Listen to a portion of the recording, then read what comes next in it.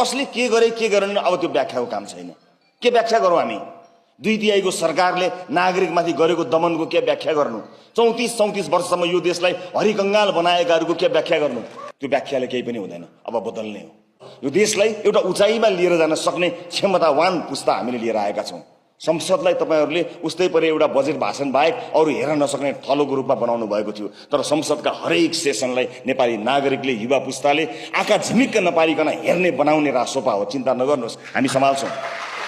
देशले पाएको अवसरलाई केही अवसरवादीहरूले आफ्नो पोल्टामा पारे देश गरिब रह्यो। अब त्यो हुनेवाला छैन।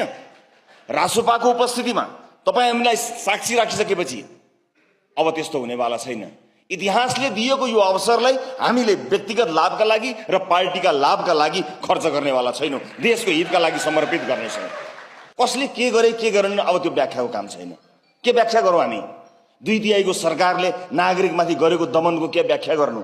34-34 वर्षसम्म यो देशलाई हरिकंगाल बनाएकाहरूको के व्याख्या गर्नु? त्यो व्याख्याले केही पनि हुँदैन। अब बदल्ने हो। अब बदल्ने हो। हामी सबैका अनुभवहरू छन्। तपाईको अनुभवले यस पार्टीलाई, यो अभियानलाई समृद्ध बनाउनका लागि तपाईहरू जोडिनु भएको छ। आएको परिवर्तनलाई स्वीकार गर्न अप्ठ्यारो मानिरहेको देखिरहेको छु। उहाँहरूलाई म विनम्रतापूर्वक भन्न चाहन्छु, स्वीकार्नुहोस्।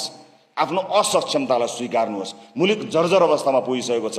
जति तपाईहरूले पछिल्लो समय कुशासनको चपेटामा पारेर मुलुकलाई आज यो अवस्थामा पुर्याउनु भयो, अब थप जोडबल नगर्नुहोस्। योभन्दा गए गुज्रेको बहिर्गमनको सपना नदेख्नुहोस्। अपदस्थताको पराकाष्ठा हो त्यो। यसभन्दा पर नसोचिदिनुहोस्। निर्वाचनमा मुलुकलाई सहज रूपमा जान दिनुहोस्। चलखेल नगर्नुहोस्। हात लम्काउने चम्काउने नगर्नुहोस्। मुलुकलाई निर्वाचनमा लिएर जानुहोस्। निर्वाचन मार्फत जनताले आफ्नो अभिमत जाहेर गर्नेछन्। त्यो अभिमत मार्फत हामीले नयाँ इतिहास कोर्नु छ एकैपटक।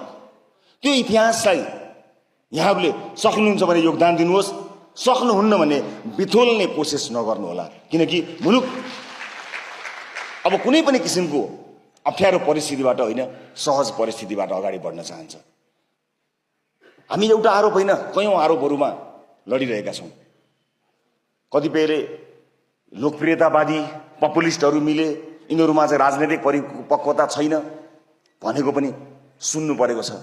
हामीलाई गाली गर्न पाउँदा आत्मैदेखि खुसी हुनेहरू तथा नाम गाली पनि गरिरहेका छन्। म उहाँहरूलाई खुसी हुनलाई अनुरोध गर्न चाहन्छु।